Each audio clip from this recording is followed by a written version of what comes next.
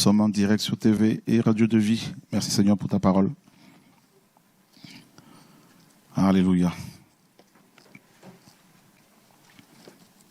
Ça va, hier on a été encouragés. Hein? On est sortis d'ici par la petite porte. Voilà. Le Seigneur nous enseigne.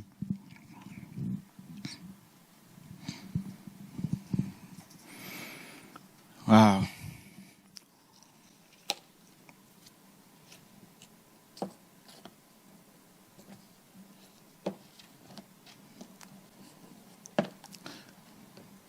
Des questions? Oui. On va te passer le micro.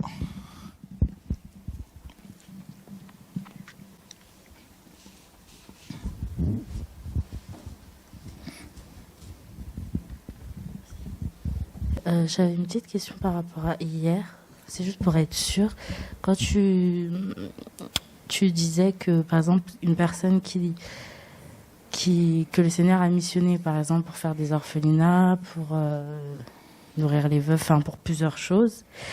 Et si elle remplit pas une des cases, enfin, une des choses qu'elle doit faire, est-ce qu'elle va en faire? Oh, pas forcément. Enfin, je vais expliquer ça. Et qu'est-ce qui va faire que les gens ne vont pas aller au ciel? C'est la désobéissance. D'accord? D'ailleurs, je pense qu'on va parler de ça. On va parler du péché, justement. Et en venant sur terre, comme on l'a vu hier, donc chacun de nous, qui sommes des esprits, hein, a reçu une mission. Comme on l'a vu hier, le Seigneur a dit dans Yeremia, dans Jérémie, avant que tu ne sois conçu dans le ventre de ta mère, je te connaissais. Donc il dit avant, je te connaissais avant. Et Paul vient dans Romains 8, il reçoit cette révélation et il dit, il écrit en disant, ce qu'il a connu d'avance. Donc il y a eu un avant cette vie. D'accord? Voilà. Donc, ces esprits que nous sommes, ces esprits ont reçu, chacun a reçu une mission. Maintenant, tu viens sur terre. Le Seigneur te dit, toi, ma fille Elsa, en tant qu'esprit, hein, tu es esprit, comme on l'a vu hier. Le Seigneur a créé d'abord les cieux. Au commencement, Elohim créa les cieux au commencement, les cieux d'abord. Et les anges, tout ça là, d'abord. Et tous les esprits. Donc, il a créé d'abord le monde spirituel. Ensuite, il y a le monde matériel. Et en tant qu'esprit, maintenant, tu reçois des ordres.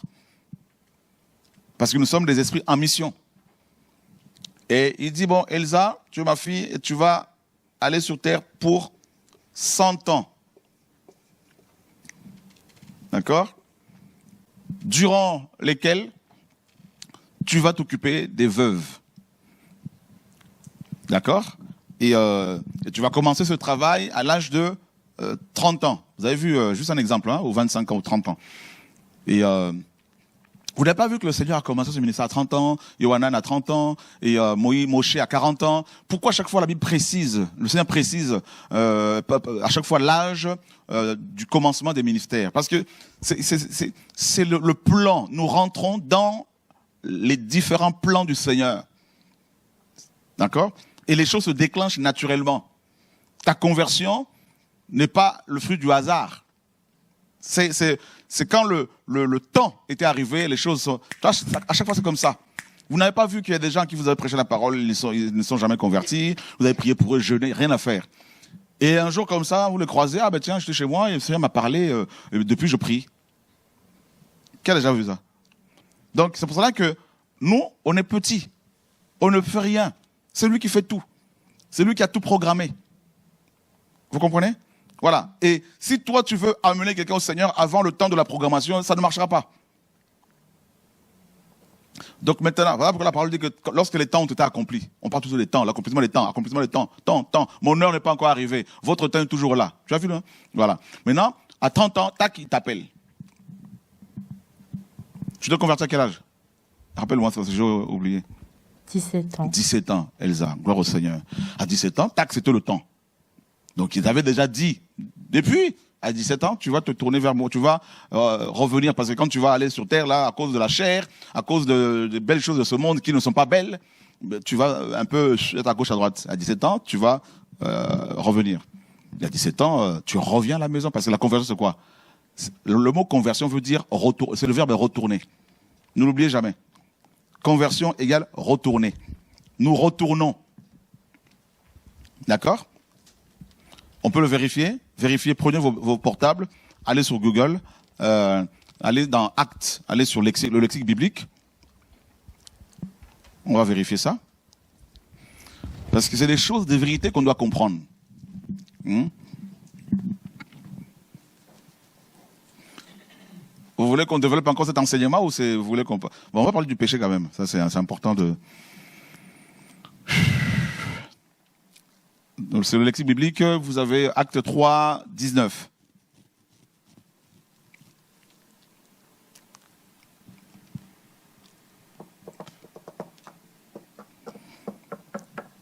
Le verbe convertir. Convertir, convertir. Qui est dessus? C'est quel verbe? Hein? Ouais, et traduit en français comment? Retourner vers. Ah! Ok. Vous avez vu? Nous étions des brebis perdues et nous sommes retournés. 1 Pierre 2, 25. Vous avez déjà lu ça? Donc vous voyez bien que si l'on parle du retour, comme là par exemple, je peux dire, eh ben, je retourne en Afrique. Parce que je viens de l'Afrique. Je viens de là. Quelqu'un va dire, je retourne aux Antilles. Ben, la personne vient des Antilles. Donc, vous voyez bien, si on parle du retour, on parle de la source, de l'origine. Voilà. Vous comprenez un peu la chose? Donc, ceux qui se convertissent, ce sont des gens qui sont d'origine céleste.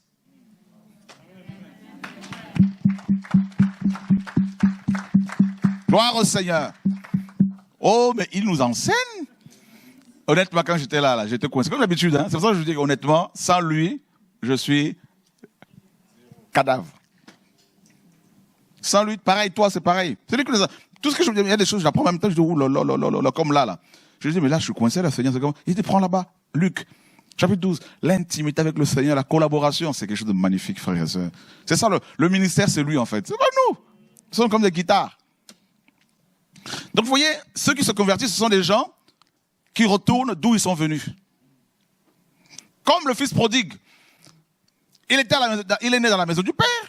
Il a goûté aux bonnes choses. Il a eu un peu... Il s'est perdu. Et il est parti dans un pays éloigné. Et quelques temps après, il dit, je retournerai dans la maison de mon Père. C'est ça la conversion. Donc, convertir, c'est retourner. C'est ça la conversion. La conversion, c'est le retour. Voilà.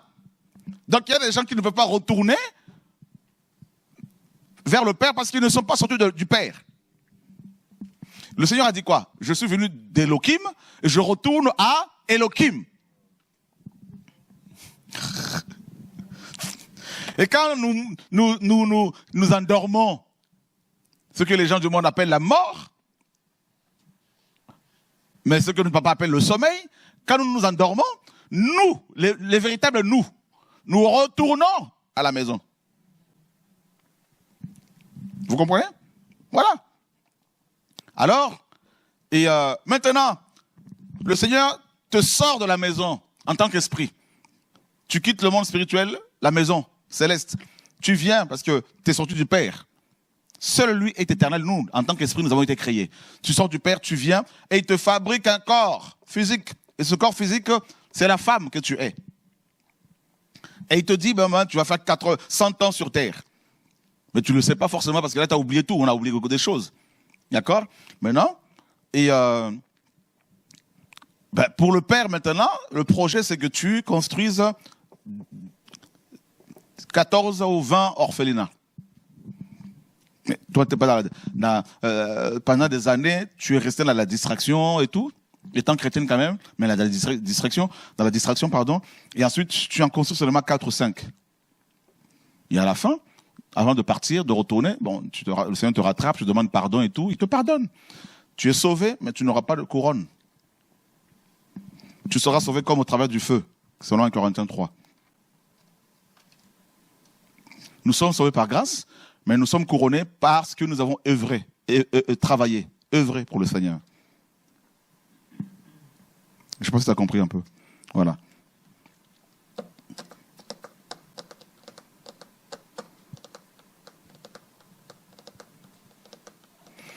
Donc, ça ne sert à rien de vouloir retourner les gens quelque part alors qu'ils ne sont pas venus de là. La preuve, hein? Quelqu'un qui est né à Martinique, qui a grandi à Martinique, qui a mangé pendant des années le fruit à pain. Bon, on va dire encore le fruit à pain, tout ça. Il n'y a pas autre chose aux Antilles là-bas. Bon, le fruit de la passion, tout ça, il y a plein d'autres fruits parce que c'est des beaux pays et tout, plein de choses que le Père a créées. Maintenant, frères et sœurs, cette personne-là, vous voulez l'amener en Chine. Elle peut aller en Chine pendant quelques années, mais elle aura toujours envie de retourner en Martinique. On est d'accord, hein? Et quand la personne va rentrer au pays, quand même, je suis rentré chez moi. Ça fait du bien quand même. Je suis chez moi. Voilà, c'est ça. On retourne.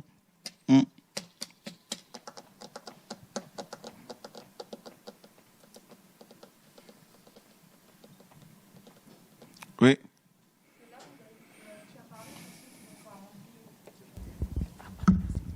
Pour ceux qui n'ont pas rempli pleinement en fait la mission, dans cet exemple-là, voilà ce que tu as donné, ce que j'ai compris. Mais en comparaison avec la parabole du figuier stérile, et ceux qui n'ont pas rempli du tout la mission, quelle sera leur condition en fait? Mais la même chose, si ces gens-là, à la fin, avant de mourir, se repentent, ça peut arriver. Et pareil, dans Corinthiens 3, la parole nous dit que ces gens seront sauvés comme au travers du feu. Si ils se repentent, ils sont sauvés, il n'y a pas de problème. Mais c'est dommage parce que ils n'auront aucune couronne. Et c'est des gens, malheureusement, qui sont passés à côté de l'essentiel. Voilà. C'est pour ça qu'il faut faire attention. Il faut comprendre que nous sommes des esprits ayant une mission sur Terre et que le temps nous est imparti, le temps qui nous est imparti, et il faut le gérer correctement. Qu'il ne faut pas être dans la distraction. Si on comprend ça, gloire au Seigneur. Mais celui qui ne comprend pas cela, il va perdre son temps dans les cancans, les histoires, les murmures, le péché et tout. Voilà. Donc justement, ça c'est lié, ce que je vous dis là avec le péché. On va parler justement du péché. Le péché et ses conséquences. Seigneur, enseigne-nous ta parole. Nous voulons vraiment être disposés pour recevoir de toi ce que tu as pour nous. Galates 3.3, à partir du verset 1er. Car si quelques-uns n'ont pas cru, leur incrédulité annulera-t-elle la fidélité d'Élohim? Car si quelques-uns n'ont pas cru, leur infidélité anéantira-t-elle la fidélité d'Élohim? Non, sans doute. Qu'Élohim soit vrai et tout être humain menteur. Waouh, ça commence bien. Donc nous sommes tous des menteurs. D'accord? Et pour ceux qui ne mentent plus, ils l'ont été. Vous savez, même les enfants mentent. Hein. Voilà, un enfant qui fait une bêtise, qui a fait ça? C'est pas moi, maman, c'est pas moi, maman. Ça. Et maintenant, on continue. Selon qu'il est écrit, pour que tu sois justifié dans tes paroles et que tu sois victorieux lorsqu'on te juge. Car si notre injustice établit la justice d'Élohim, que dirons-nous? Élohim est-il injuste quand il déchaîne sa colère ou parle-t-il à la manière des humains? Non, sans doute. Au contraire, autrement, comment Élohim jugerait-il le monde? Et si par mon mensonge la vérité d'Élohim a éclaté davantage pour sa gloire, pourquoi suis-je encore condamné comme pécheur? Et pourquoi ne ferions-nous pas le mal afin qu'il en arrive de bonnes choses, comme quelques-uns qui nous calomnient déclarent que nous le disons? La condamnation de ces gens est juste. Quoi donc? Avons-nous la prééminence sur les autres? Donc là, Paul parle d'eux en tant que juifs. Est-ce que les juifs ont le dessus sur les autres? Sont supérieurs aux autres? Qu'est-ce que la parole dit? Nullement. Car nous avons déjà prouvé que tous, tant juifs que grecs, sont assujettis au péché. Et ça, c'est fort. Selon qu'il est écrit, il n'y a pas de juste, pas même un seul. Ça, vous le savez, on le sait parce le Seigneur nous a permis de lire cette parole. Il n'y a personne qui comprenne, personne qui recherche Elohim. Tous ont dévié et ils se sont tous ensemble rendus inutiles. Il n'y en a pas un qui pratique la bonté. Non, il n'y en a pas un seul. Leur gosier est une tombe ouverte et ils se sont servis de leur langue pour tromper. Un venin d'aspic est sous leurs lèvres. Leur bouche est pleine de malédiction et d'amertume. Leurs pieds sont légers pour répandre le sang. La destruction et le malheur sont sur leur voie et ils n'ont pas connu la voie de la paix. Et la crainte de l'Elohim n'est pas devant leurs yeux. Or nous savons que tout ce que la Torah dit, elle l'adresse à ceux qui sont sous la Torah, afin que toute bouche soit fermée et que tout le monde devienne sujet au châtiment venant d'Elohim. Pourquoi? Mais parce que tous, bien sûr, ont péché. Et voilà. Et on nous dit au verset 20, à cause de ceci, aucune chair ne sera justifiée devant lui depuis les œuvres de la Torah. Car c'est par le moyen de la Torah que vient la connaissance précise et correcte du péché. Waouh! Donc personne ne sera sauvé, n'est-ce pas, à partir ou depuis les œuvres de la Torah. Alors ici, on a traduit vraiment le mot « ek » ici pour parler de l'origine, n'est-ce pas?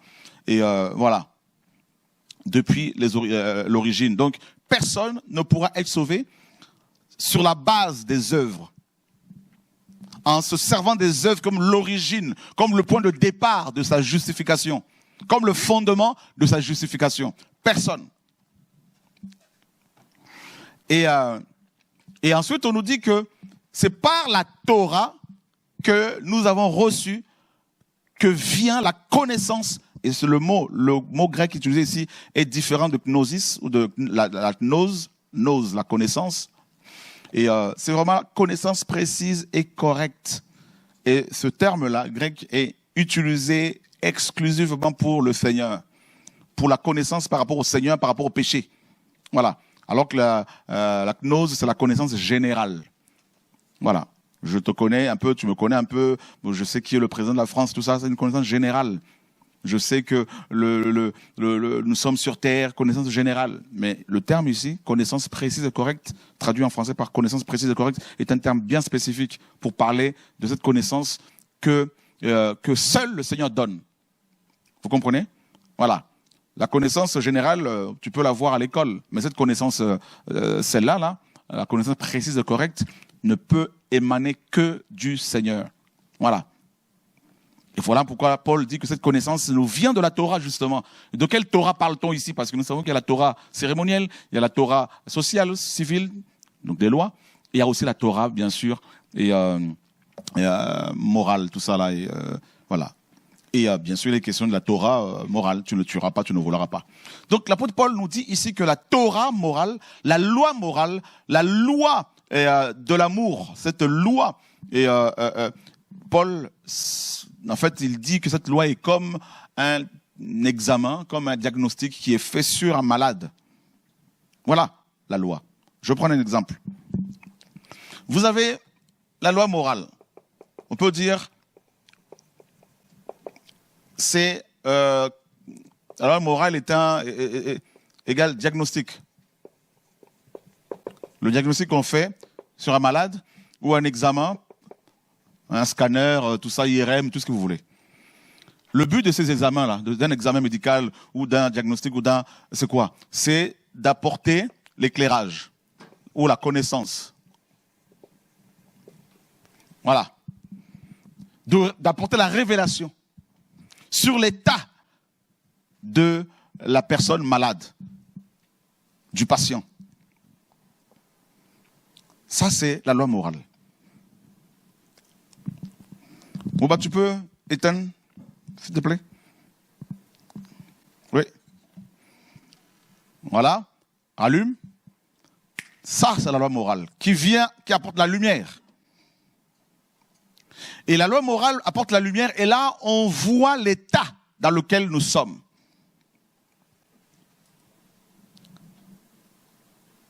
Voilà pourquoi le Seigneur a révélé la loi.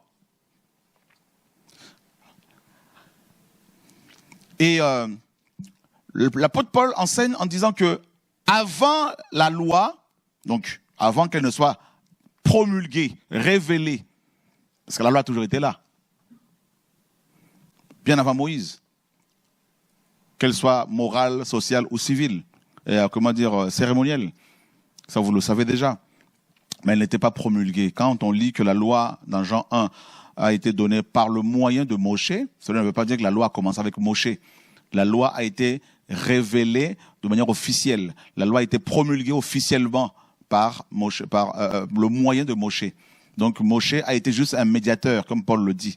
Mais ce n'était pas lui qui a révélé. C'était le moyen, le canal que le Seigneur a utilisé pour que l'humanité puisse avoir la Torah. D'accord? Voilà. Parce que cette Torah-là, elle était dans la nature, elle est spirituelle, elle était spirituelle, elle est toujours spirituelle, la vraie Torah. Et par exemple, le Seigneur a dit quand Caïn a tué son frère, ou Caïn, littéralement, le Seigneur lui a dit, mais qu'as-tu fait? La voix descend, au pluriel, pas du sang, mais descend. L'hébreu ici parle de plusieurs sangs, c'est quand même bizarre. Hein? La voix des sangs de ton frère crie jusqu'à moi. Donc on voit bien que le Seigneur ne voulait pas qu'on tue.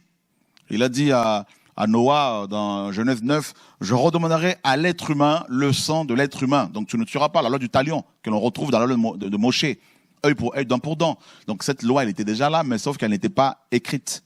Et le premier à avoir mis par écrit cette loi, c'est Elohim lui-même. Avec son doigt, il a écrit les 10 paroles, comme vous le savez. Ensuite, il a adjoint à cette loi, ces 10 paroles, 603 autres lois. Donc, pour révéler le péché aux humains, le Seigneur va donner en tout 613 commandements. Donc, d'abord, 10 paroles que lui-même a écrites avec son doigt. Ça, c'est le socle, le fondement du monde. Et ensuite, il dit à Moshe maintenant, voilà ce que je veux te révéler. Ça, écrit. Ça, ils vont écrire. Tant. Ensuite, il va dire, il va pas s'arrêter à Moshe. Il va se servir aussi Josué, Yeshua, Josué. Il va rajouter aussi. Ensuite, David et tout ça. Et les prophètes Gad et tout ça. Donc, ils vont rajouter des choses. Et ça fait en tout ça, là. En tout, ça fait le livre de la loi. Vous avez la Torah, vous avez les commandements, les préceptes, tout ça. Voilà. Donc, tout ça, c'est pour apporter l'éclairage. Donc, tout ce qui est surtout la loi morale, qui révèle l'état des humains, qui révèle notre état. Parce que sans cette loi, on n'a pas la connaissance du péché. Et cette loi est encore valable. Ces 10 paroles ont été résumées en 2. Tu aimeras le Seigneur ton Elohim de tout ton cœur, de toute ton âme, de toute ta force et de toute ta pensée, et ton prochain comme toi-même, ou pour toi-même. Tu aimeras pour ton prochain comme pour toi-même. Donc, cette loi morale nous donne la connaissance du péché. Et regardez ce que Paulos dit. D'abord, on l'a vu dans Romains 3. Il dit, c'est par le moyen de la Torah que vient la connaissance précise et correcte du péché. Voilà. Regardez tout ce que l'on faisait dans le monde, toutes sortes de péchés. On n'en avait pas la conscience. On savait qu'il y a des choses qu'on faisait qui n'étaient pas bonnes, mais d'autres, pour nous, c'était naturel. Vous n'allez pas dire, si vous dites à un inconverti que convoiter une femme est un péché, vous allez dire, qu'est-ce que tu me racontes, toi? J'ai des yeux pour ça. Donc pour lui, c'est pas un péché. Pourquoi? Parce qu'il n'est pas éclairé. Il est dans les ténèbres. Vous comprenez?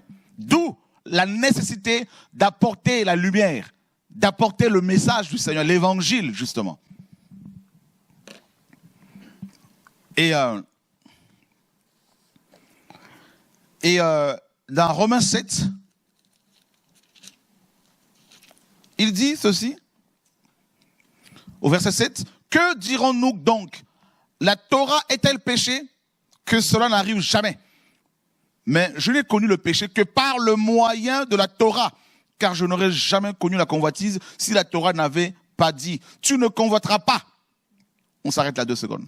Donc vous voyez bien que toujours la loi morale a été le moyen utilisé par le Seigneur pour éclairer les gens. La loi morale a été comme une torche, comme une ampoule, comme une lumière comme un projecteur qui est venu sur nous et qui a montré notre état d'âme.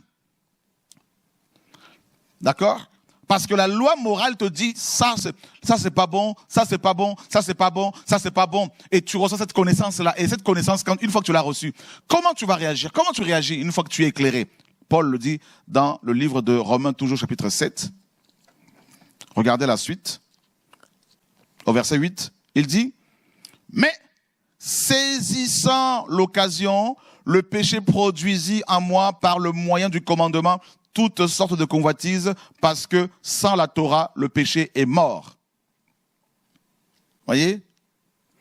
Mais autrefois, sans la Torah, je vivais. Ben oui, autrefois, avant que nous n'ayons la connaissance par rapport au péché, sur le Seigneur, on vivait, sur la chair bien sûr. On vivait. C'est-à-dire à la boîte de nuit pour certains, d'autres courent après les femmes, les hommes, d'autres fumaient. Donc on vivait dans le monde. Mais une fois que tu es éclairé, que ça c'est pas bien, et qu'est-ce qui se passe comme Paul le dit? Par le commandement, ben, toutes sortes de pensées impures sont venues. Voilà le combat dans lequel nous sommes jusqu'à notre départ de ce monde. C'est-à-dire avant ta conversion, tu n'avais pas, c'est-à-dire les pensées impures, c'était naturel, c'était une vie normale. Mais une fois converti, maintenant que tu es éclairé, eh ben, le commandement, le péché saisit l'occasion maintenant pour t'attaquer, pour te combattre. Et là, tu te dis, mais non, mais attends, mais depuis ma conversion, je comprends plus.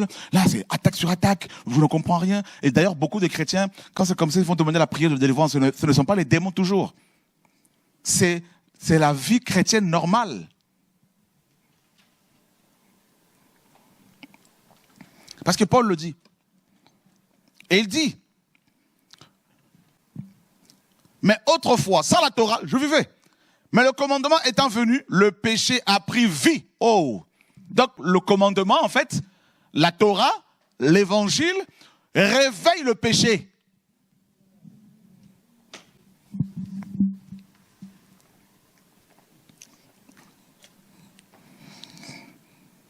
Voilà pourquoi plus tu as la connaissance du Seigneur, plus le péché dans ta chair est réveillé.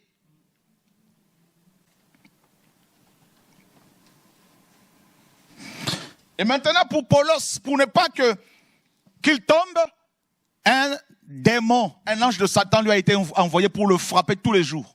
Pour qu'il reste humble, parce que son péché à lui c'était l'orgueil. Plus il recevait des révélations, des illuminations, des révélations, des apparitions divines, plus ta chair, le péché d'orgueil se manifestait. Et pour le garder dans l'humilité, un démon a été envoyé pour le frapper, pour que Paul soit toujours dans la faiblesse afin de se plier devant le Seigneur. C'est pour cela que quand les gens demandent au Seigneur, Seigneur, je veux l'onction, vous ne vous rendez pas compte. Plus le Seigneur t'élève, plus ta chair, la faiblesse de ta chair devient évidente. Les gens pensent que plus tu es dans le Seigneur, plus tu es fort par rapport au péché. C'est faux. Ils pensent que par rapport au nombre d'années dans le Seigneur, qu'ils vont être plus forts que les nouveaux. C'est faux. Au contraire, tu vas être plus faible encore. Parce que plus tu as la connaissance, plus tu as les combats.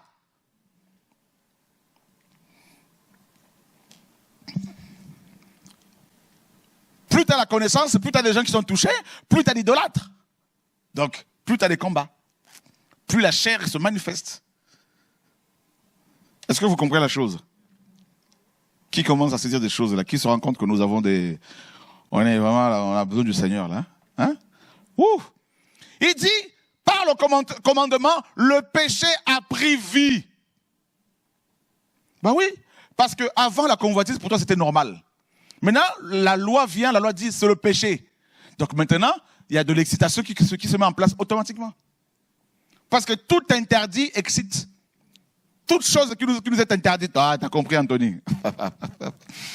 Tu mets un mur, tu ne peux pas passer par-dessus. Tu dis, non, il faut que je découvre ce qu'il y a derrière. Mais quand il n'y avait pas de mur, il n'y avait pas de tentation. Acclame le Seigneur.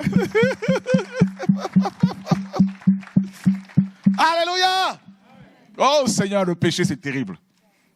Alors, vous comprenez pourquoi, honnêtement, plus ça va, plus je me rends compte à quel point je suis faible, je ne suis rien, à quel point on doit vraiment se cacher en lui, parce que nous sommes dangereux, nous les humains, hein? Très dangereux, trop excités pour rien parfois, là.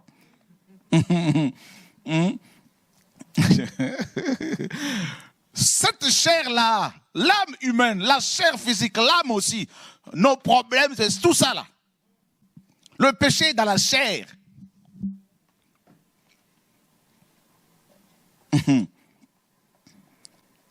Oh, Adonai.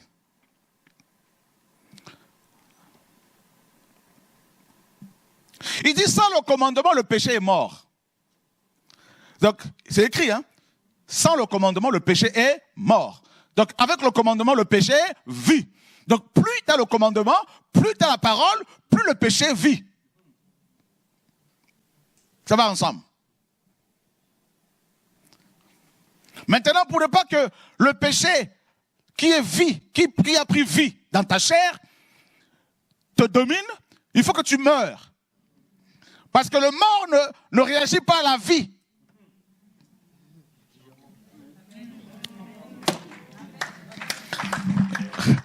Voilà pourquoi le Seigneur a dit, celui qui veut me suivre, il doit se charger de sa propre croix. C'est-à-dire, ceux qui suivent le Seigneur seront les morts.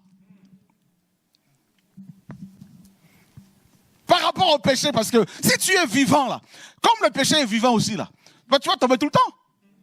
Parce que le vivant, c'est celui qui réagit. Le péché qui est vie, qui dit viens avec moi, comme tu es vivant, tu dis je viens, parce que tu parles avec. Mais si tu es mort, si le péché qui est vie, maintenant te parle, tu vas dire non, tu ne diras pas ce que tu ne vas pas répondre parce que tu es mort.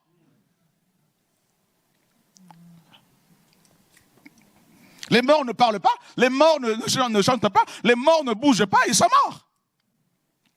Voilà pourquoi le Seigneur, quand on lui a craché dessus, il ne bougeait pas. Quand on l'a insulté, il ne bougeait pas. Il était déjà mort. Aïe, aïe, aïe, aïe, aïe, aïe, aïe, aïe. Hey! Celui qui Dieu me suit, qui doit renoncer à lui. Ne réponds-tu rien de tout ce qui se dit sur toi?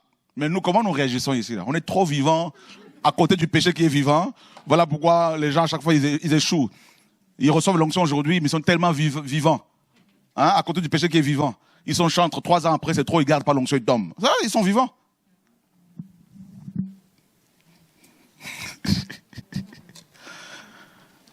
Seigneur, tu nous enseignes. Hein. Honnêtement, je ne voyais pas les choses comme ça. Juste, c'est l'Esprit qui nous enseigne à chaque fois. Ah oui. Là, Paul dit dans Romains 6, considérez-vous comme mort au péché. C'est écrit. Car notre vieux a été crucifié. Il le dit, vous ne voyez pas. Donc la vie chrétienne commence par la mort.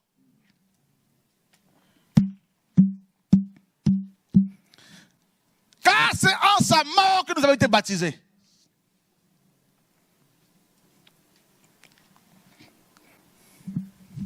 Si ce grain de blé qui tombe en terre ne meurt, il ne peut produire de fruits. Mais s'il meurt, il portera de fruits.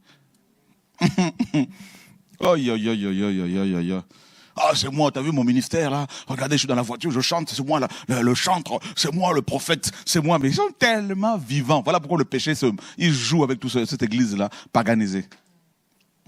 Divorcés, remis 3 fois. C'est normal, ils sont vivants à côté de la vie qui est la mort. La mort, comme le péché qui a pris vie. Tu n'as pas vu que le jour de ta conversion, le jour où tu t'es converti là, au début, mais plus la connaissance, plus tu lisais la parole, plus tu as commencé à avoir des attaques. Hein? Alors qu'avant, quand tu te baladais dans le monde, hein, tu vois une belle femme, tu regardais, c'était normal, c'était une vie. Le péché était mort. Tu étais le péché, mais le péché n'avait pas cette vie-là. Mais le jour où tu es converti, maintenant, tu marches comme ça, tu vois une femme, oh non, Yeshua, oh non, Jésus. On dit, mais qu'est-ce qui se passe? Ah, je suis combattu. C'est normal. Pourquoi? Parce qu'il y a le commandement qui est en toi, hein, qui t'éclaire, et le péché qui est vivant. Maintenant, il y a une lutte entre les deux. La chair a des désirs le contraire de l'esprit, et il y a une opposition entre les deux. C'est ça, il faut comprendre. Parce que le commandement active le péché dans ta chair.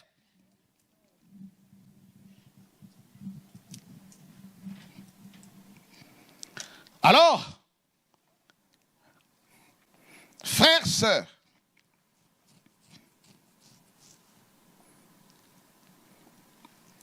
Et le commandement qui était pour la vie, le commandement qui était pour la vie, le commandement qui était pour la vie, comme Paul le dit, Attends, il y a quelque chose là, je vais relire le verset 9. Mais, autrefois sans la Torah, je vivais. Comme nous tous dans le monde, on vivait. Mais le commandement étant venu, le péché a pris vie. Ça c'est fort, hein. Et moi, je suis mort. Bah oui. Bah oui. Bah oui. Le commandement a pris vie. Parce que le commandement est venu, le péché qui était endormi, bien que tu étais le péché, hein, mais tu n'étais pas conscient de cela. Donc du coup, le péché s'est réveillé. Ah, la convoitise, Seigneur, je ne veux pas convoiter. Ah, la convoitise dit non, il faut que tu regardes. Ah, les oreilles, il faut que j'entende. Ah, il faut que je mange. Ah, mais c'est compliqué. Seigneur, la masturbation m'attaque. Alors qu'avant, c'était normal. Mais maintenant, c'est des attaques dans tout. Oh, c'est compliqué. Et je dis, mais Paul dit, mais qu'est-ce qui se passe? Et moi, je suis mort. Donc là, effectivement, soit tu meurs par rapport au péché, soit tu meurs, tu tombes dans le péché. Et là, tu meurs. Quand tu pêches, tu meurs. À chaque fois que tu pêches, tu meurs. Et là, il continue, dit, car le péché, saisissant l'occasion, m'a trompé par le moyen du commandement. Donc le péché nous trompe. Vous vous rendez compte? Ah oui. Donc le péché a saisi l'occasion du fait qu'il a pris vie en nous. Hein? Eh bien, il va maintenant nous tromper. Comment? Par le moyen du commandement. Donc le péché te dit, tu vois, donc avant le commandement, avant l'éclairage, avant la Torah, qui t'a illuminé, là, qui t'a éclairé, tu vivais normalement, tu vivais. Tu étais tranquille. Tu n'avais pas de mauvaises pensées comme ça qui t'attaquaient. C'était normal, ces pensées-là. Maintenant que tu as été éclairé, tu as accepté le commandement, regarde ce que le commandement te fait souffrir, te fait subir maintenant. Donc le péché commence à se servir du commandement pour maintenant t'attaquer. C'est pour ça que beaucoup retournent dans le monde. Ah, je retourne dans le monde parce que j'étais mieux. Là, la vie chrétienne, c'est beaucoup de combats quand même. Hein. Beaucoup d'attaques. Hein. Ah ouais, c'est chaud. J'ai du mal à tenir là, c'est chaud là, actuellement c'est chaud. C'est chaud, c'est chaud. Ah, j'ai pris le train là, c'était chaud. L'été là, c'est chaud. Oh là là, je vais pas partir aux Antilles. C'est chaud là, actuellement là. Ah, les îles, c'est chaud. Mais avant, c'était normal.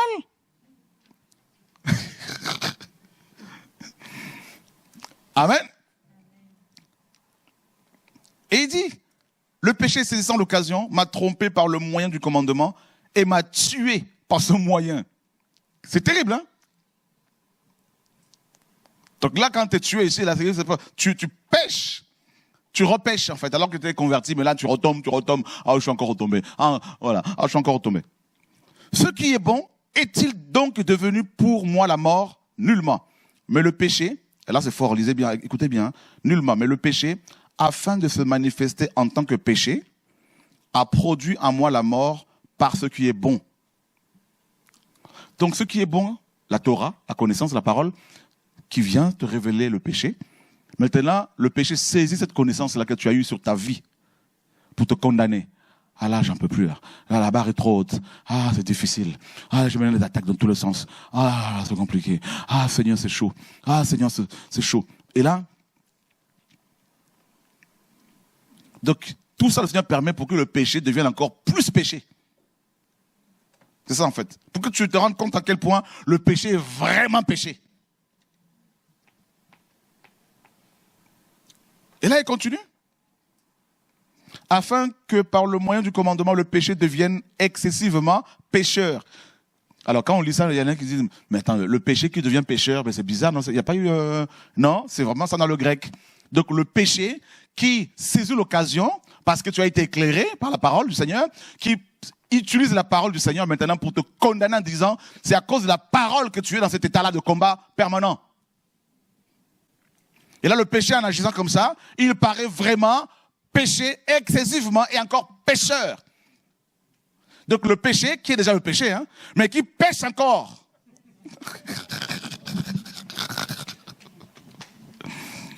Waouh! Donc le péché est un pécheur. Oui, c'est ce que la Bible dit. Le Seigneur dit la parole. Qui savait ça? C'est grave. Donc, il n'y a pas que nous pouvons être des humains qui peuvent être des pécheurs. Le péché aussi est un pécheur.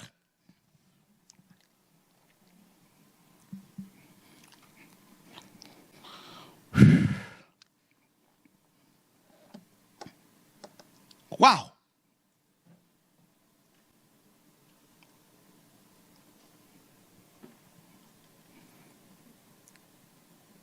Nous savons en effet que la Torah est spirituelle. Mais moi, je suis charnel, vendu au péché. Ou encore littéralement, vendu sous le péché. Sous la domination du péché. C'est ce qu'on a mis dans la nouvelle version là. Vendu sous le péché. Donc vous voyez bien que le péché est pécheur. Oui, c'est écrit comme ça dans le grec, on l'a vu. Le péché est excessivement pécheux et péché est pécheur. Excessivement. Et là, en plus, on nous dit que Paul dit, et moi, il dit, je reconnais que la loi est spirituelle. D'accord? Donc, c'est-à-dire la loi est au-dessus des humains, de la chair. Au-dessus. Mais moi, Paulos, je suis charnel. Pourquoi? Parce que le péché, qui est devenu excessivement péché et pécheur, a amplifié les désirs de ma chair. C'est ça. Voilà pourquoi il dit je suis charnel. Voilà pourquoi il a dit aux Corinthiens, vous êtes charnel.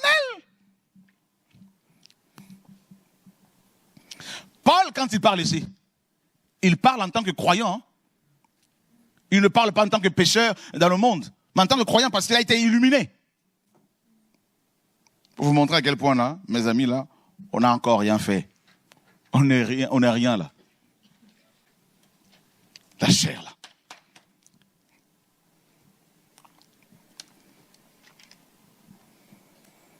Il est en train de parler de sa conversion en tant que croyant, disciple du Seigneur, et non en tant que païen.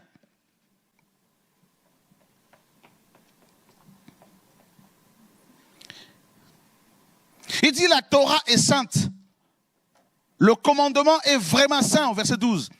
Est juste et bon. C'est ce que je disais aux frères et sœurs dans le bureau. Le Seigneur est juste. Le Seigneur est bon. C'est-à-dire, il est bon comment? Mais il ne veut pas de malheur pour nous. Il ne veut pas que nous souffrions. Il n'a jamais voulu que nous souffrions. Si nous souffrons, ce n'est absolument pas à cause de lui. Et il ne nous envoie pas des malheurs pour que nous souffrions afin de nous enseigner. Frère, non. Le Seigneur, notre Elohim, le Créateur, est tellement bon qu'il n'a jamais prévu que nous souffrions. Sinon, il n'aurait pas prévu, n'est-ce pas, l'éternité pour nous. Où il n'y aura ni la mort, ni la maladie, ni la souffrance. Voilà son plan parfait. Le bonheur de l'humanité. La paix, la joie, la sainteté. Tout ça là. Ne l'oubliez jamais. C'est ce que Paulos est en train de dire ici. Il dit, la Torah donc est sainte. Donc séparée du péché. Le commandement est vraiment saint. Toujours séparé du péché. Le commandement est juste et bon. Ce qui est bon est-il donc devenu pour moi la mort? Nullement. Mais le péché, afin de se manifester en tant que péché, a produit en moi la mort par ce qui est bon, afin que par le moyen du commandement, le péché devienne excessivement pécheur.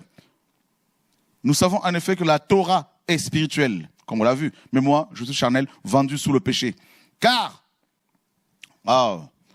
il dit, je n'approuve pas ce que je fais. Ce qui est bon, je voudrais le faire. J'ai le vouloir, mais la force me manque. Ben oui. C'est fort, hein? Le péché, là, frère, dans la chair. Tu es éclairé. Tu reconnais que ça, c'est pas bon. Ça, c'est pas bon. Ça, c'est pas bon. Tu es éclairé. Et maintenant, qu'est-ce qui se passe? Ben, tu es condamné. Parce que le diagnostic est fait par la loi, par le moyen de la Torah spirituelle. La Torah qui est spirituelle. Donc, il est question de la loi morale qui dit, tu ne convoiteras pas. Voilà. Maintenant, une fois éclairés ici, les gens se sont sentis condamnés. Parce que la loi morale te parle de la justice divine, des exigences de la justice divine que tu dois remplir. Mais tu te rends compte que tu es charnel et cette loi est spirituelle. Donc il y a un fossé entre vous deux. Et entre vous deux, il y a un abîme qui est infranchissable. Et qu'est-ce qui se passe? Tu es condamné du coup.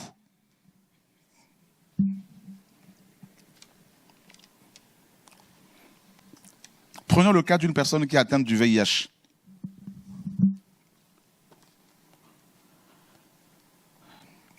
La personne vit normalement comme si de rien n'était. Parce que le virus dort. On est d'accord, hein? On est d'accord.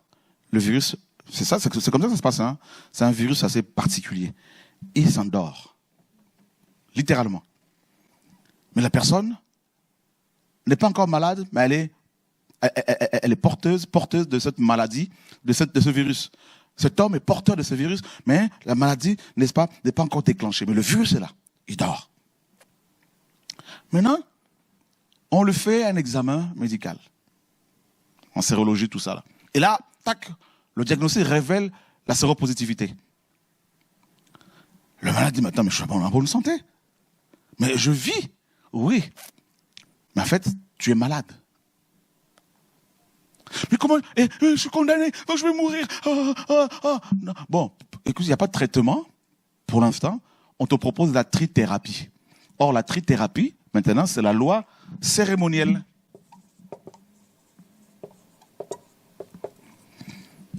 Qui ne te soigne pas, mais qui te garde en vie. Jusqu'à ce qu'il y ait le traitement, le remède. Hein, que le remède soit là. Voilà pourquoi la loi de Moshe, les sacrifices d'animaux, n'ôtait pas le péché. Mais cette loi couvrait simplement le péché. Mais le mal était là, le virus était là, couvert simplement.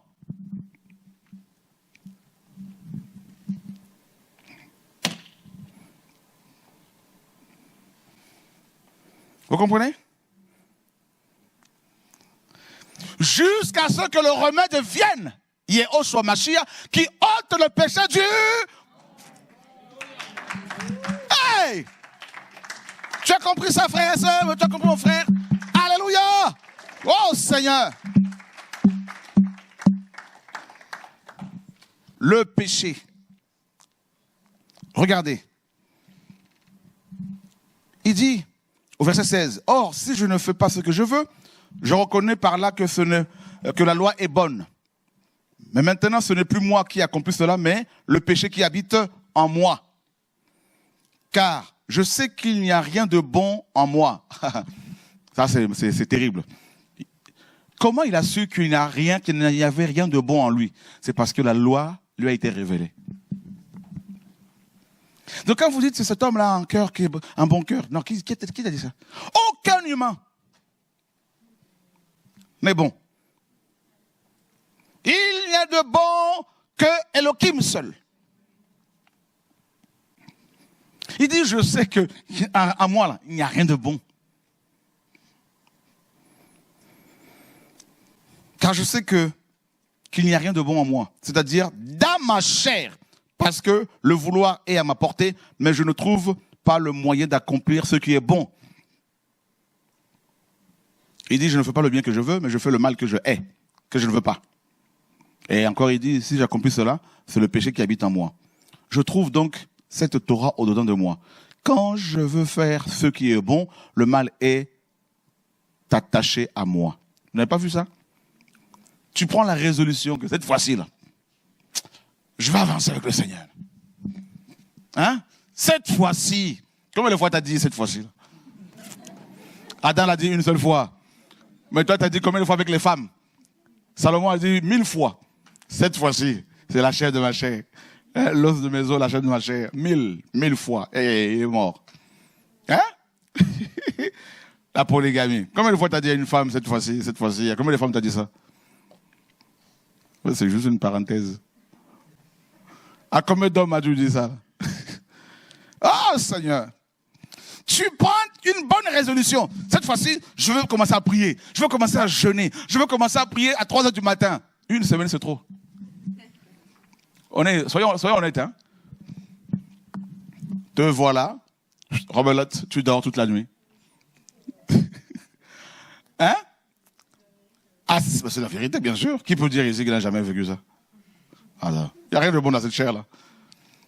Il dit, ah, je veux faire le bien, mais le mal est attaché. Voilà pourquoi il a dit, dans 1 Corinthiens 15, par l'esprit, la chair et le sang ne peuvent hériter du royaume. Vous avez vu? Ah oui, on est mal barré avec ça. Là. La chair. Tu prends un esprit humain d'un noir et un esprit humain d'un blanc. C'est la même matière. Sauf que les carcasses sont différentes. Regardez que ces deux carcasses-là, comment elles se font la guerre. Toi, t'es blanc, moi je suis blanc, moi je suis noir. T'es blanc, moi je suis noir. Donc, guerre. Ah non, toi, t'es africain, moi je suis antillais. Et pourtant, les vrais habitants de cette maison-là, ils sont pareils. Le vent, la même chose. Pour vous montrer à quel point la chair est compliquée. Là. Vous avez vu? Waouh, Seigneur. Et le péché, c'est ça. Voilà notre combat là. Voilà pourquoi le Seigneur dit, celui qui veut me suivre, chaque jour, il doit prendre sa croix. Pourquoi? Parce que la chair, le péché utilise notre chair. Le péché trouve sa force dans la chair. Et cette chair-là, eh ben, on l'a remplie de diplômes, de plusieurs années d'études, on l'a remplie de maquillage et tout. Donc vraiment, nous avons des problèmes.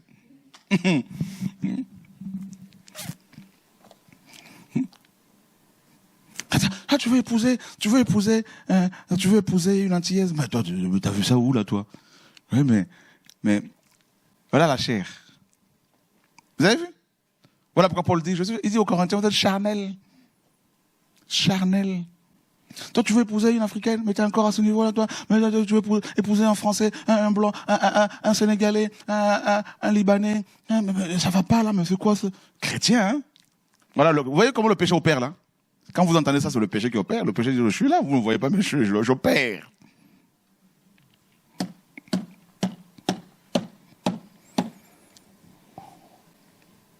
Qui s'aperçoit qu'il a des problèmes? La chair! La chair, c'est l'arme du péché.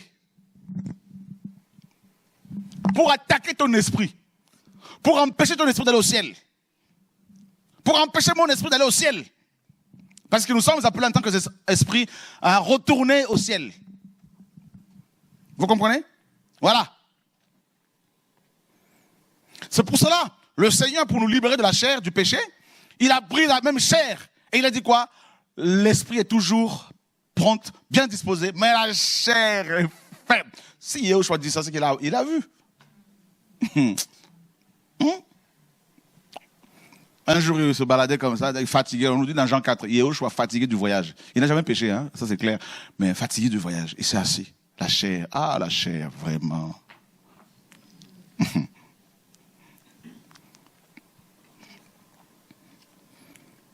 Waouh, Seigneur. Il dit, car je prends bien plaisir à la Torah d'Elohim. Quant à l'homme intérieur, quant à l'homme intérieur, tu prends, mon frère, je prends plaisir à la prière, à la Torah. Il le dit. L'homme intérieur. Donc en fait, ton vrai toi, comme tu le sais, mon vrai moi, là, c'est mon intérieur, ton esprit. Ça, vous le savez. Nous sommes de locataires. Voilà. Quand ton contrat d'habitation est terminé, le bailleur te vire. C'est ça la mort. Oh non, on n'est rien. Le corps. Nous mettons des animaux dans les frigos et nous-mêmes, à notre tour, on nous mettra dans des frigos. Voilà la chair. Alors, pourquoi se glorifier? Ça sert à quoi?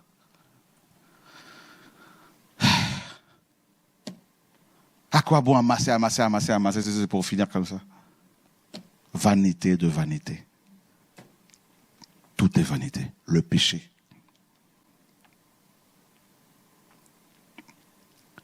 Il dit, je prends bien plaisir à la Torah d'Elohim quant à l'homme intérieur, mais je vois dans mes membres une autre Torah qui lutte dans la Torah de mon esprit et qui me rend captif de la loi du péché qui est dans mes membres. Oh, attendez.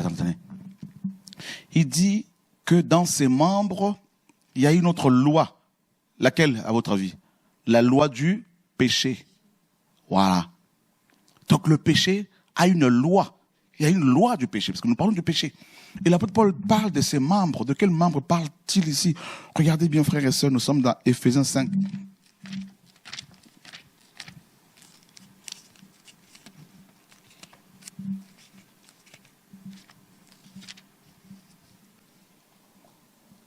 Regardez Éphésiens 5. Waouh.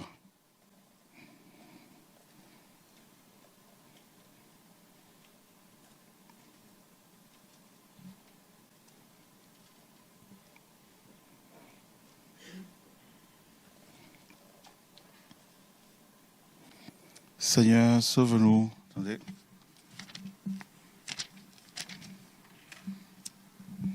Ouais, Colossiens 3, verset 5 plutôt. Colossiens 3, 5.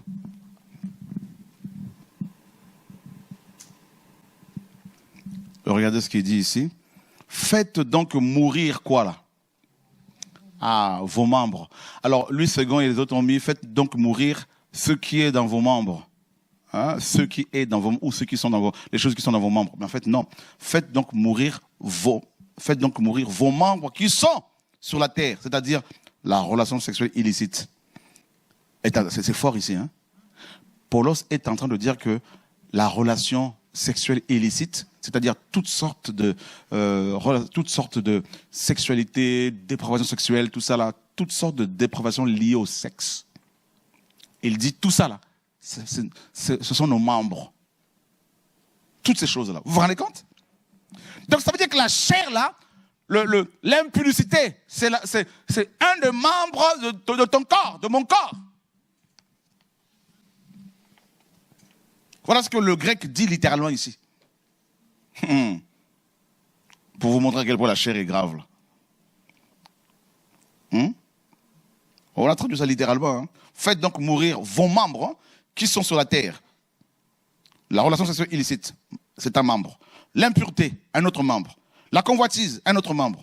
Le mauvais désir et la cupidité, d'autres membres. Qui est l'idolâtrie, un autre membre. Vous vous rendez compte?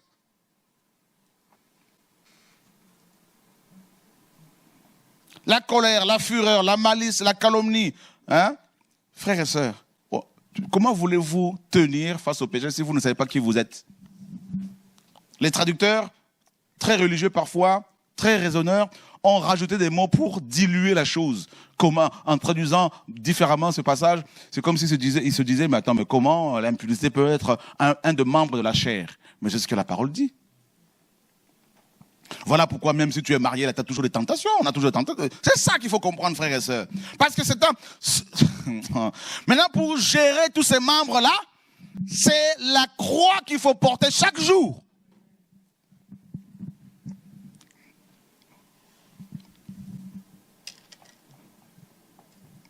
Tu dois savoir qui tu es. Tu es un esprit, tu habites un corps qui a des membres terrestres. L'impudicité, l'adultère, l'idolâtrie, tout ce que vous voulez. Voilà.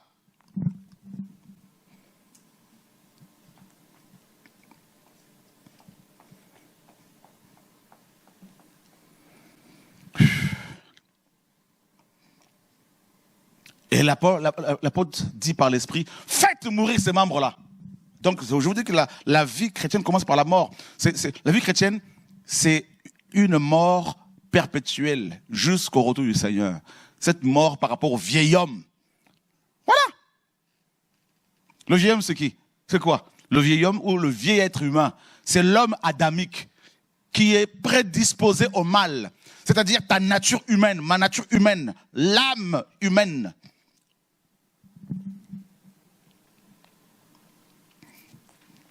C'est terrible. Et le péché le sait. Le péché le sait. Voilà pourquoi des églises sont détruites, des chantres sont détruits à chaque fois, des pasteurs sont détruits, parce qu'ils ne sont pas conscients de ces choses-là, parce qu'ils ne prennent pas la croix pour aller devant le Seigneur. Parce que quand tu prends la croix, là, tu meurs. Mais si tu meurs, là, on ne va pas voir ta tête à gauche, à droite. On ne va pas te pavaner comme ça, aller te montrer, je ne sais pas où. Mais parce que tu es mort, tu es mort. Les morts, on les enterre. Mais c'est ça la vie chrétienne. C'est ça la base, une des bases de la vie chrétienne. Nous devons mourir et nous cacher en lui. Mais si tu n'es pas mort, là, c'est toi qu'on va voir, c'est toi qu'on va glorifier, c'est toi qu'on va élever. Et là, tu ne vas pas faire long feu. Parce que plus tu exposes tes membres qui sont déjà problématiques, plus ils vont être alimentés, nourris par les belles paroles des hommes, par le regard des humains. Et là, t'es à chaque fois, t'es gonflé à bloc. Tu vas avoir une tête comme un melon, tu vois. Et là, t'es fini. C'est exactement ce qui se passe. Et là, tu vas comprendre, tu vas croire que l'élévation, c'est quand on t'acclame. Que l'élévation, c'est quand tu es assis sur une estrade. Que quand tu mets tes photos, des affiches partout. Mais tu es bien mort. C'est fini, là c'est fini. L'élévation, c'est l'intérieur. C'est la vie, la vie chrétienne, c'est la vie intérieure. Le christianisme véritable, c'est dans le secret. Paul le dit dans Romains 2. Le juif, c'est celui qui est dans le cœur et non dans les apparences.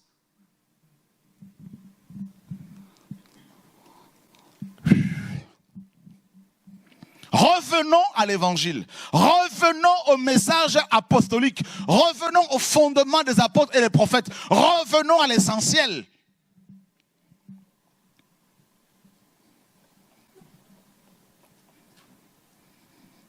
Frères, sœurs, faites donc mourir. Paul s'adresse à qui ici? Il s'adresse aux Colossiens. C'était des croyants. Et il leur demande de faire mourir encore, d'être morts encore là. Vous voyez bien, lui-même était mort en permanence. En permanence. En permanence. Chaque fois, à chaque fois, à chaque fois, à chaque fois, tu meurs, à chaque fois, tu meurs, à chaque fois, tu meurs. Ces membres-là, ça donne d'autres problèmes. C'est un problème terrible.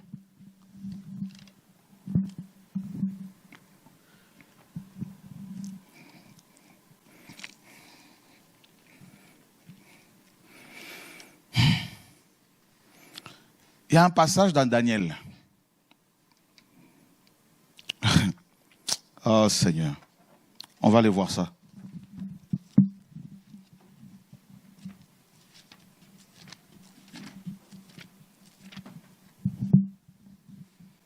Oh Père.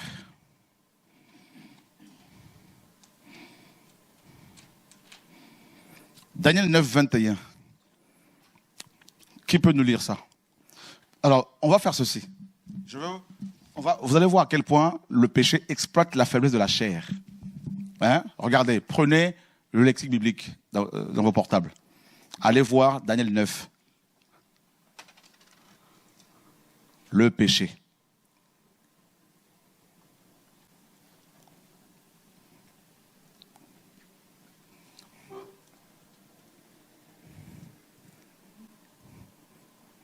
Vous y êtes? Et on disait à l'école, nous y sommes. Ça, c'est une des choses que j'ai retenues de l'école. Alléluia. On disait comme des perroquets. Là. Seigneur, tu es magnifique. Daniel 9, 21.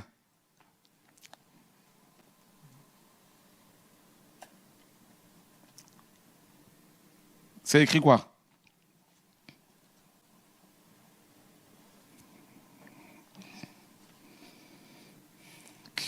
Tout le monde y est là? Hein? Ludo, tu es dessus? Qui peut le lire pour nous?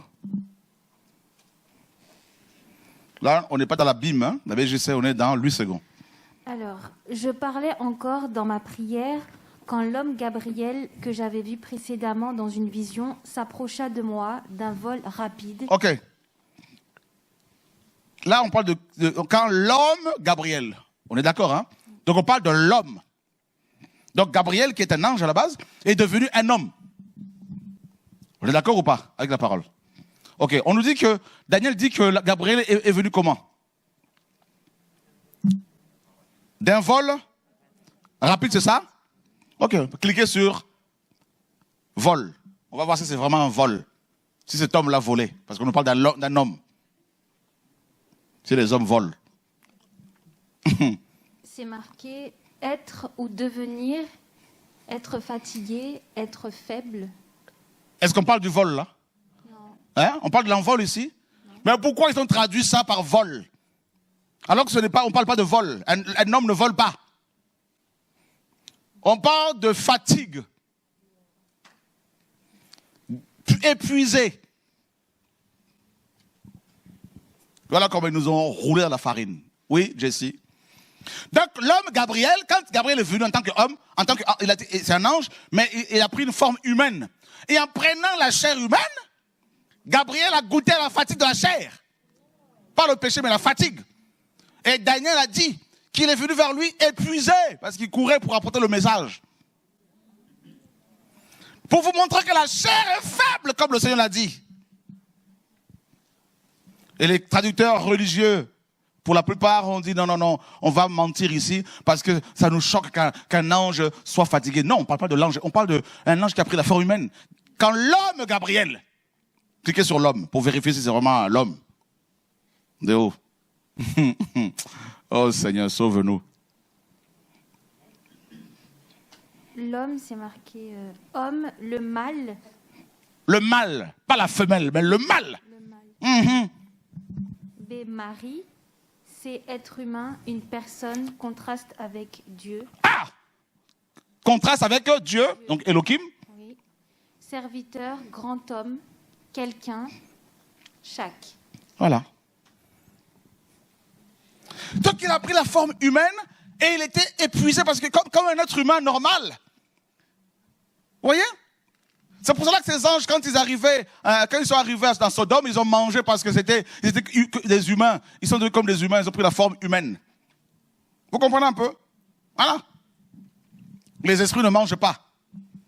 C'est pour cela que des anges ont pris la forme humaine, ont eu des rapports avec des femmes, ça a donné naissance aux enfants. Soyons dans l'esprit, frères et sœurs. Donc vous voyez bien que ces anges-là, quand ils ont pris la forme humaine, ils ont eu des envies pour coucher, ils ont couché.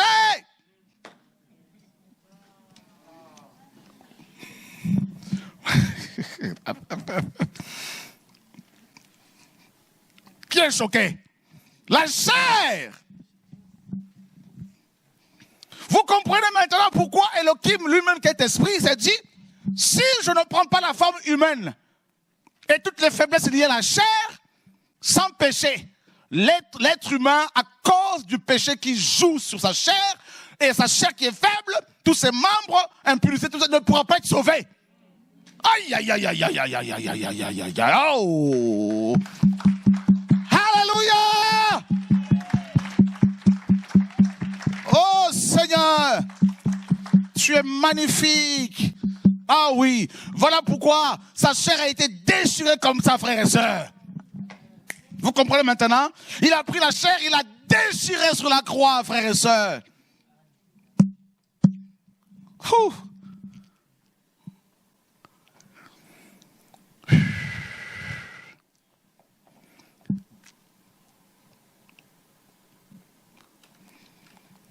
Wow. Wow. Wow.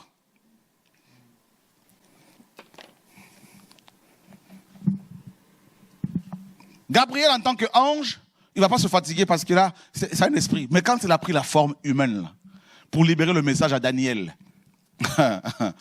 épuisé comme tout être humain. Ça, c'est un message. Voilà pourquoi on n'a pas traduit les choses correctement.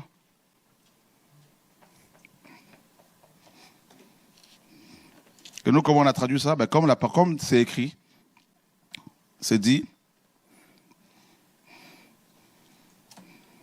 Et je parlais encore en prière quand l'homme Gabriel, que j'avais vu auparavant dans une vision, étant épuisé et fatigué, s'approcha de moi. Autant de... Vous voyez? Quand il a vu... Donc, fatigué, épuisé, il s'est approché pour lui parler. Voilà. Et là, ils mettent d'un vol rapide. Non, quand même, là, les amis. Là. Non, on ne peut pas mentir juste à ce point-là, quand même. Là.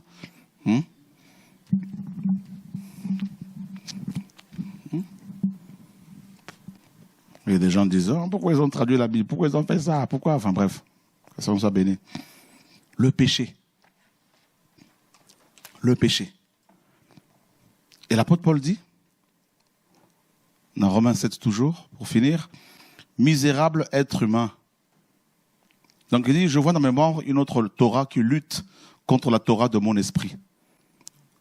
Donc, il y a une lutte. Voilà pourquoi il parle de la chair qui est en combat avec l'esprit.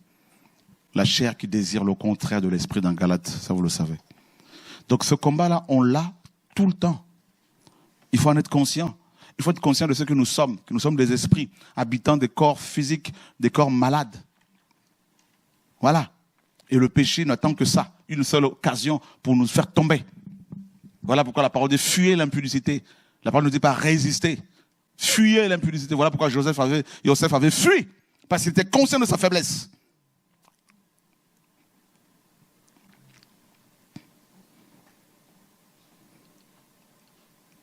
Et cette loi me rend captif de la loi du péché qui est dans mes membres. Donc, et il n'a pas dit qui était, hein. Misérable être humain que je suis. Voilà. Qui me délivrera du corps de cette mort? Je rends grâce à Elohim par Yeshua Mashiach, notre Seigneur. Ainsi donc, moi-même, par l'esprit, je suis en effet l'esclave de la Torah d'Elohim, mais par la chair de la Torah du péché.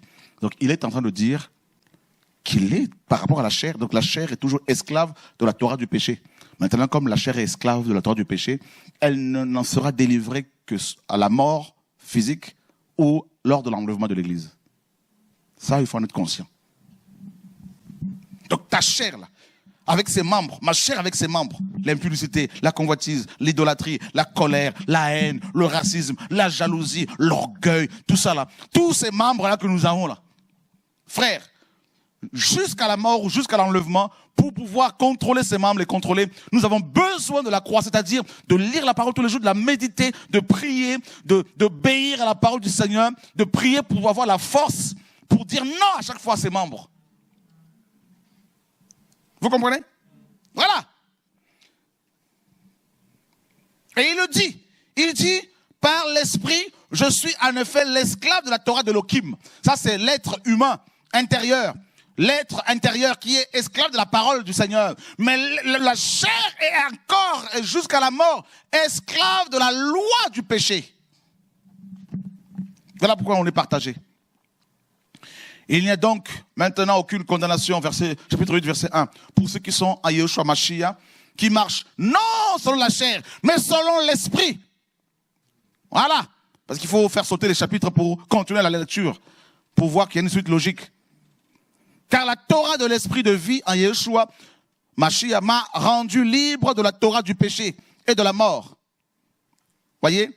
Donc, chaque jour, donc nous avons été rendus libérés, mais chaque jour, en étant dans l'obéissance, nous vivons, nous exploitons, nous expérimentons plutôt cette liberté-là, acquise à la croix. Mais si tu sors de la présence du Seigneur, eh ben, tu redeviens esclave encore, physiquement et littéralement, et là, tu vas commencer à pratiquer le péché. Car ce qui était impossible à la Torah, parce qu'elle était affaiblie par la chair, Elohim, en envoyant son propre fils dans une chair semblable à celle du péché, et à cause du péché, a condamné le péché dans la chair, afin que la justice de la Torah soit accomplie en nous, qui ne marchons pas selon la chair, mais selon l'esprit. Car ceux qui sont selon la chair pensent aux choses de la chair, mais ceux qui sont selon l'esprit pensent aux choses de l'esprit. Waouh! Alors, qu'est-ce que le péché? Le péché, Jean le définit. D'abord, le péché, comme vous le savez, que ce soit en hébreu, en grec, signifie manquer la cible, quitter le droit chemin. C'est ça le péché. La déviation, tout simplement. Mais le péché, c'est aussi la pratique de l'iniquité.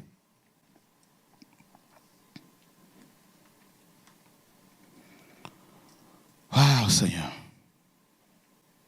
1 Jean 3, 4.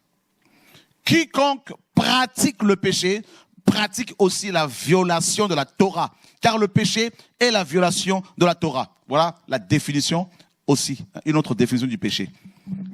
Le péché, c'est la violation de la Torah. De laquelle? La Torah spirituelle. Celle qui nous a éclairés. comme on l'a vu dans Romains 7,7. Paul disait, je n'ai connu le péché que par la Torah, car la Torah a dit, tu ne convoiteras pas. Donc maintenant que tu sais que convoiter, c'est pas bon, et si tu le fais volontairement, tu violes cette loi qui t'interdit de le faire, et c'est ça le péché. Donc le péché est avant tout un état d'esprit, un état dans lequel tu es. C'est-à-dire même si tu n'en es pas conscient, tu es dans le péché. Même si tu ne pratiques pas volontairement le péché, mais le péché c'est aussi un état d'esprit. Voyez? Et ensuite le péché est l'acte délibéré que l'on va poser. Et là c'est la violation de la Torah. Tu violes la Torah. Et le Seigneur nous dit dans Matthieu 24 qu'avant son retour, l'amour de la vérité va se refroidir et la Torah sera de plus en plus violée.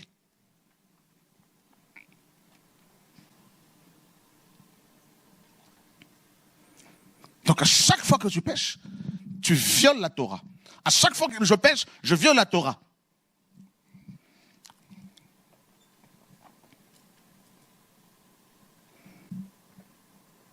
Et il est impossible à l'être humain de ne plus pécher. Mais il est possible à l'être humain, grâce à la grâce du Seigneur, oui, grâce à la grâce, grâce au Seigneur, il est possible de ne pas pécher, plus pécher volontairement. Alléluia. Parce qu'il nous donne les moyens de ne plus le faire. Mais à condition d'être constamment avec lui pour ne pas pécher volontairement. Maintenant, il y a le péché qui conduit à la mort, le blasphème contre l'esprit. Ça, Jean nous dit dans 1 Jean 5 que ce péché-là, quelqu'un qui le commet ne pourra pas être pardonné. Le Seigneur l'a dit aussi. C'est un péché qui est vers la mort, littéralement. Celui qui voit son frère commettre un péché qui est vers la mort. Un péché qui d'emblée te tend vers la mort. Voilà. Et là, quand c'est comme ça, il n'y a plus rien à faire. Il y a eu un enseignement là-dessus sur ce péché. Premièrement, on attribue l'œuvre du Seigneur à Satan. Ensuite, on va poser des actes délibérés contre le Seigneur. On va violer la loi. Le Seigneur va être attristé. L'Esprit va être attristé par l'Esprit du Seigneur, nous dit la parole. Et ensuite, si on continue comme ça, alors que le Seigneur si tu continues alors que le Seigneur t'interpelle, à un moment donné, tu vas être la deuxième étape. L'Esprit va être éteint. 1 Thessaloniciens 5, 23, n'éteignez pas l'esprit. Voilà, 19 et tout. 1 Thessaloniciens 5, 19, n'éteignez pas l'esprit. Donc là, l'esprit est éteint, c'est la mort spirituelle. Voilà. Et si tu continues dans le péché, alors que le Seigneur t'interpelle, si tu continues à pratiquer le péché, tout ça, personne ne te voit, mais le Seigneur te voit. Et à un moment donné, l'esprit va être ôté. Et là, le Seigneur dit, si tu ne te repens pas, à l'église d'Éphèse, dans Éphésiens, Apocalypse 2, j'ôterai ton chandelier de sa place. Et là, si l'esprit est ôté, c'est l'esprit d'égarement qui vient. Et là, il n'y a plus rien à faire. Et c'est le cas de beaucoup de gens personnellement que j'ai connus. Là, il n'y a plus rien à faire. Et quand à chaque fois le Seigneur me disait, celui-là, c'est fini. Les gens disaient, non, mais il n'y a pas l'amour, tout ça. Parfois, on a du mal. Parfois, quand on parle avec les uns les autres, parfois, on se dit, mais on risque d'être mal compris. Pourtant, on perçoit certaines choses. Bon. C'est pour ça qu'il faut la sagesse, la prudence, et pour que les gens aussi eux-mêmes découvrent des choses. Et on a vu des gens comme ça qui étaient là, pasteurs, prophètes, apôtres, docteurs, qui avaient la grâce. On a vu ces gens minimiser leur chair, on les a vus refuser de croire, de reconnaître qu'ils étaient faibles. Je me rappelle un jeune prophète que le Seigneur utilisait beaucoup puissamment là, une onction terrible. Il prophétisait là. À chaque fois on était plaqué au sol. Le Seigneur descendait et tout. Et voilà. Et un jour on discutait. Je disais fais attention au péché, fais attention à la chair. Il me disait oh papa, même si on me tire dessus, les balles, tout ça, vont ricocher parce qu'il y a l'onction. Et aujourd'hui, il a tout abandonné. L'église qu'il dirigeait quelque part est complètement détruite. Et voilà, il est reparti dans le monde, tatoué de partout, des dreadlocks, tout ça partout. Voilà, il a créé carrément, apparemment, un orchestre, tout ça, pour faire de la musique mondaine et tout, profane. Voilà, il est plus qu'atteint, parce que il a cru que l'onction et n'est-ce pas, le dédouaner de la faiblesse charnelle. Et voilà. Et Paul, l'apôtre, le grand apôtre, était conscient de sa faiblesse. Et il dit lui-même, quand je suis faible, c'est alors que je suis fort. Parce que quand sa faiblesse se manifestait au niveau de l'orgueil, et pour ne pas tomber dedans, ben, il se pliait devant le Seigneur et prier, méditer la parole. Et là, le Seigneur le gardait. Voilà pourquoi souvent il était en prison pour être protégé, gardé. Vous voyez? Et si tu veux aller jusqu'au bout de ta mission, tu dois savoir qui tu es. Comment veux-tu diriger les autres alors que tu ne sais pas qui tu es toi-même pour pouvoir déjà te diriger?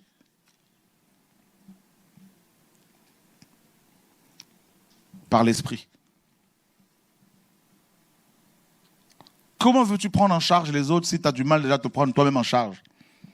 Paul disait à Timothée dans 1 Timothée 4,16, veille sur toi-même et sur la doctrine, car en agissant ainsi, tu te sauveras toi-même et ceux qui t'écoutent.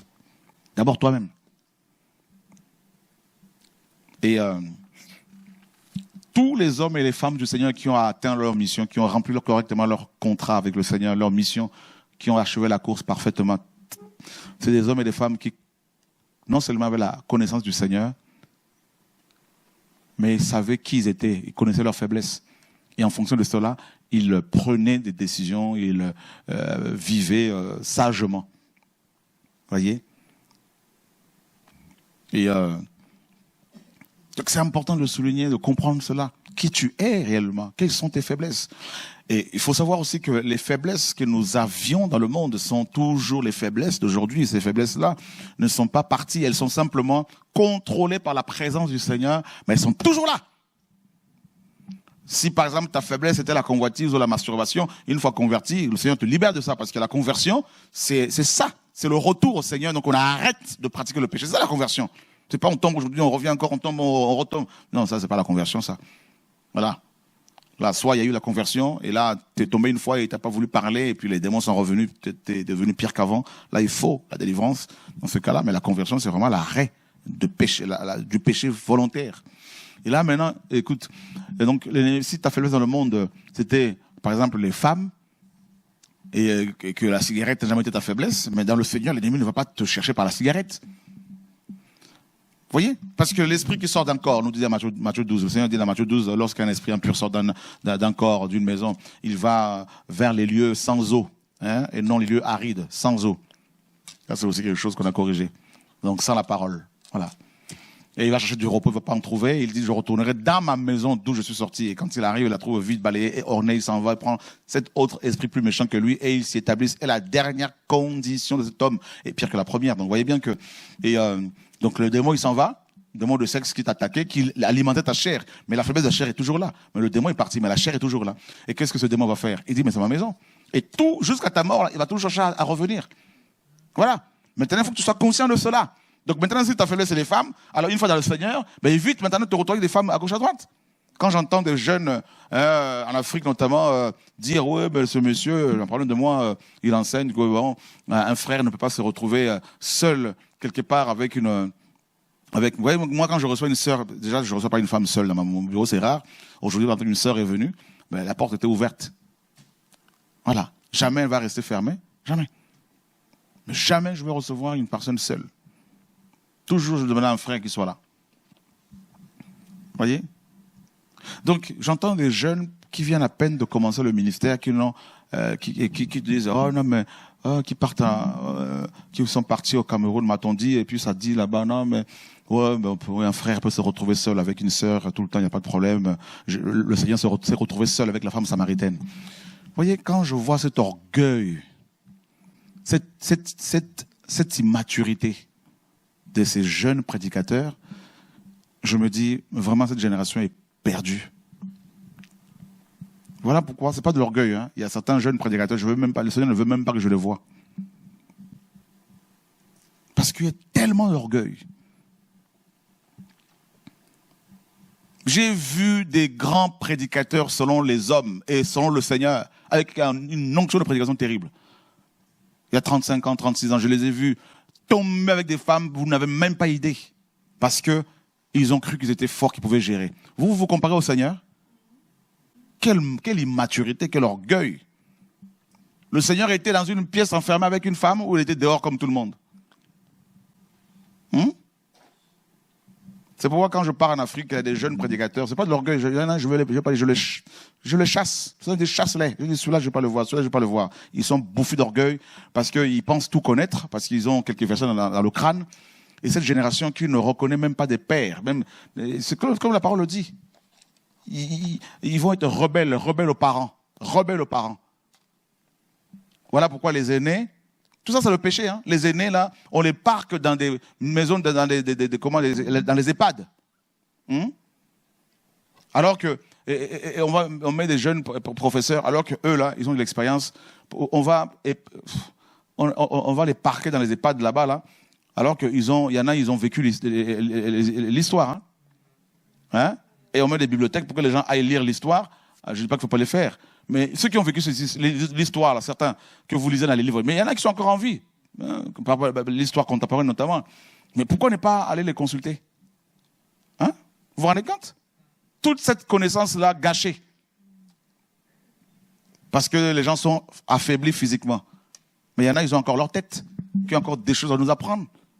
Vous voyez? Et heureusement que certains sont sollicités pour aller parler un peu de la Deuxième Guerre mondiale aux élèves, tout ça. J'ai vu des émissions comme ça. Vous vous rendez compte? C'est la génération qui veut ça. Ah non, nous, on est de la nouvelle génération. Les vieux, c'est fini, tout ça. Nous, c'est la génération des jeunes prophètes. Voilà l'orgueil, la mentalité, là. Voilà l'orgueil. Moi, même si je crie ici et là, mais il y a des hommes que le Seigneur a utilisés comme Osborne. Je ne pouvais pas me permettre de lui manquer du respect. Osborne, un homme du Seigneur, qui craignait le Seigneur, qui est décédé il n'y a pas longtemps, un Américain. On était petits quand on entendait parler d'Osborne, un évangéliste qui a craint le Seigneur jusqu'à sa mort. Et moi, je me permettre comme ça, non, moi je viens, on va parler de la réforme de l'église d'Osborne. Quel orgueil, là, toi t'es qui, là? Je n'arrivais même pas à la cheville d'Osborne, là. David Wilkerson, un homme du Seigneur, moi je pouvais me comparer à lui. Voilà cette génération. On vous parle par rapport à la parole, par rapport à l'expérience que l'on a. On a vu des gens tomber comme ça, comme pas possible. On a dit il faut la sagesse, l'intelligence. Joseph a fui. Et des jeunes qui viennent comme ça, ils disent oh, non, ça va, on gère, machin, tout ça. Là. Et après, tu entends des histoires, comment ça tombe comme des mouches. Vous savez, je vous dis des choses. Hein. Le péché, tout ça, ça fait partie du péché, la rébellion. La rébellion. Et chez les Hébreux, les docteurs, là, ce n'étaient pas des genoux, hein. Quand on entend docteur de la loi, là, c'est les barbus, la barbe blanche. Parce qu'un docteur, là, c'est pas quelqu'un qui... Toi, tu vas être docteur de la parole pour l'enseignant. Tu vas enseigner quoi que tu as expérimenté? Hein? Oui, tu peux parler de la parole comme tout le monde. Mais l'enseignement, là, tout ça, les docteurs, là, c'est des gens qui ont fait des erreurs, qui ont appris leurs erreurs et qui ont l'équilibre, qui peuvent équilibrer les gens dans l'enseignement pour dire attention. Voilà pourquoi les jeunes comme Timothée, Tite étaient toujours à côté de Paul pour être aidés. Je ne dis pas qu'il faut chercher des pères dans la foi, c'est pas ce que je dis, mais je dis simplement qu'il y a beaucoup de désordre. Beaucoup de désordre. Des gens qui commencent leur ministère et qui veulent détruire les autres, les pères dans la foi. Vous savez, Osborne, dans le royaume, c'était un père dans la foi. Ça, il ne faut pas oublier ça. Hein? Même si ce n'est pas lui qui t'a engendré, là, mais dans le royaume, il l'avait établi comme ça. Paul, c'était un père. Vous savez, quand Paul parlait des pères, en parlant des Hébreux, là, lui, il avait connu Abraham, mais Abraham, le père de la foi. Qui a connu Abraham? C'est des gens comme ça que le Seigneur a établi. Vous voyez? On oublie ça. Un jour, le Seigneur m'a amené quelque part dans l'esprit, m'a montré comment Jonathan Edwards travaillait. Un homme du Seigneur au 19e siècle, 19e ou 18e, 20e siècle. 19e siècle. Je dis, mais voilà comment cet homme m'a servi. Mais toi, tu vas, John Wesley, tu lui arrives à la cheville, je lui arrive à la cheville, même pas. Charles Finney, des hommes qui ont servi le Seigneur. 300 ans après, on parle encore des œuvres que le Seigneur a faites au travers de ces hommes et ces femmes. Et nous, quand on voit des jeunes aujourd'hui, ils lisent la Bible, tout ça, ils vont vivre le grec et l'hébreu, ils sont dans l'orgueil, ils vont de pays en pays, et puis il y a quelques femmes qui sont excitées, qui cherchent toujours des gourous qui vont courir après les gens à gauche, à droite, et ça s'excite pendant quelques temps, et puis ça, c'est comme un feu de paille et puis au bout de quelques mois, c'est fini, il passe à autre chose, et puis on entend là-bas, non, mais il a divorcé, il s'est remarié, l'autre là-bas, c'est fini tout ça. Là. Vous vous rendez compte? Il faut faire attention. Moi, j'ai appris à craindre le Seigneur et à honorer les aînés de la foi. Voilà pourquoi vous ne me verrez jamais manquer du respect, même aux pasteurs, tout ça. Pas du tout. Je rencontre des pasteurs. Vous croyez quoi? Je parle des vrais qui aiment le Seigneur, même si on n'est pas souvent d'accord sur certaines choses, mais il y en a qui craignent le Seigneur. Vous voyez? Il y a une considération, parce que la parole le dit. Il y a le respect par rapport au travail que certains font. Donc je vois des gens qui, genoux là, beaucoup d'excitation, ça court à gauche, à droite, ça va. Je dis, mais attends, mais vous courez après quoi là? Vous allez après quoi? La rébellion. Le péché de la rébellion fait des dégâts. Le péché de la rébellion. La rébellion. La rébellion. Tous ces gens qui sont tombés comme ça, là, quand vous vérifiez, là, c'était des gens qui n'avaient aucun égard, aucun respect pour les aînés dans la foi. Aucun respect.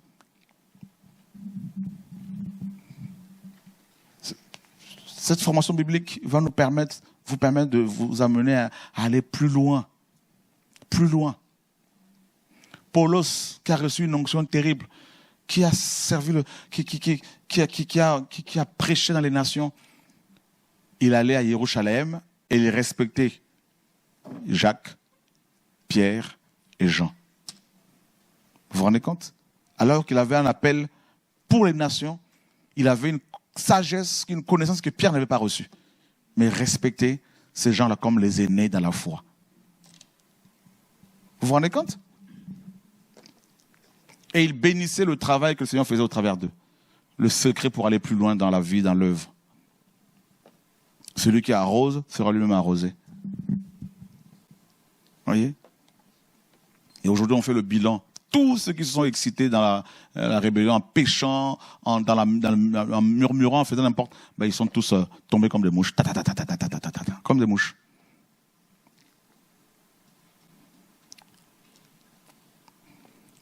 Il faut honorer le Seigneur, il faut respecter les frères et sœurs.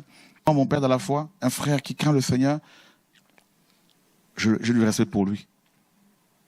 Parce qu'il a fait une œuvre terrible. Il fait l'œuvre, il y a du respect.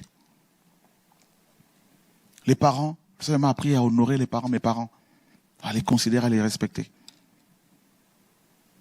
C'est important tout ça. La chair, là, nous joue le tour, la chair. La chair.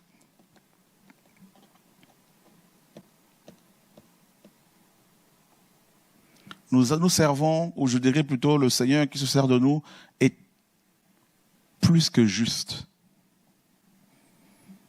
Plus que juste.